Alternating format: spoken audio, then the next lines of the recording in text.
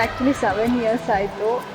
ಇಷ್ಟು ದಿನದಿಂದ ವೆಯ್ಟ್ ಮಾಡಿ ಈ ಡೇ ಇವತ್ತು ಬಂದಿರೋದು ತುಂಬ ಖುಷಿಯಾಗಿದೆ. ಫಸ್ಟು ರವಿನ ನೋಡಿ ನನಗೆ ಇಷ್ಟ ಆಗಿದ್ದು ಅವನಲ್ಲಿ ಇರೋ ಪೇಷನ್ಸು ಮತ್ತು ಅವನ ಕೇರಿಂಗು.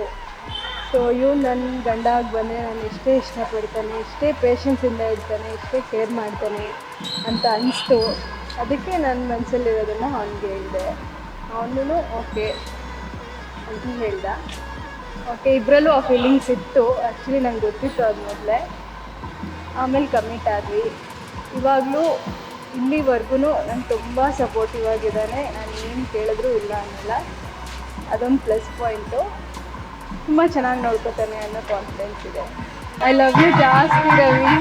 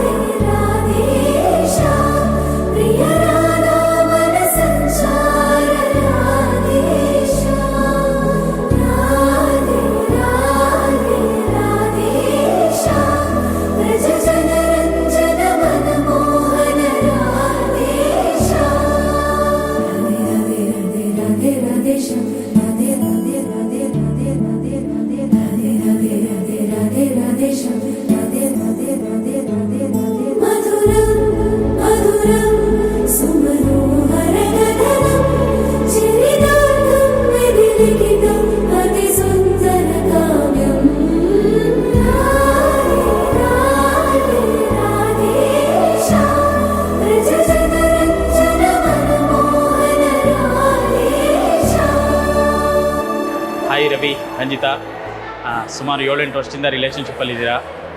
ಸೊ 7-8 ವರ್ಷ ರಿಲೇಷನ್ಶಿಪ್ಪನ್ನು ನಾವು ಉಳಿಸ್ಕೊಳ್ಳೋದು ಈ ಕಾಲದಲ್ಲಿ ತುಂಬ ಕಷ್ಟ ಇದೆ.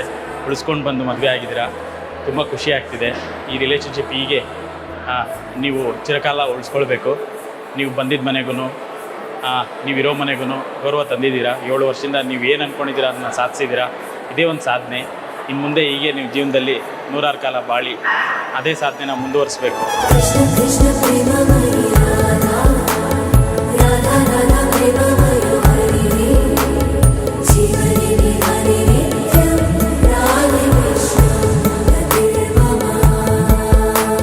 ನನ್ನ ಮದುವೆಯಲ್ಲಿ ರವಿ ತುಂಬ ಓಡಾಡ್ತಾ ನನ್ನ ತಂಗಿ ಪರಿಚಯ ಆಗಿತ್ತು. ಅಲ್ಲಿ ನೋಡಿ ಅವರಿಬ್ಬರು ಪ್ರೀತಿ ಸ್ಟಾರ್ಟ್ ಆಯಿತು. ಆ್ಯಂಡ್ ಅಲ್ಲಿಂದ it's almost 7 years love story. ಇಬ್ಬರು ಒಬ್ರನ್ನೊಬ್ರು ತುಂಬ ಇಷ್ಟಪಡ್ತಾರೆ. ಇಬ್ಬರು ಒಬ್ರೊಬ್ರನ್ನೊಬ್ರು ತುಂಬ ಕೇರ್ ಮಾಡ್ತಾರೆ. ಹಾಗೆ ಜಗಳನೂ ಆಡ್ತಾರೆ, ಒಂದು ಆಡ್ತಾರೆ. ತುಂಬ ಜಗಳ ಇರೋ ಕಡೆ ಪ್ರೀತಿ ಇರೋದಂತ ಹಾಗೆ ನನ್ನ ತಂಗಿಗೂ ಆ್ಯಂಡ್ ನನ್ನ ಫ್ರೆಂಡ್ ರವಿಗೂ ಇಬ್ಬರಿಗೂ congratulations to both for that love victory. All the best.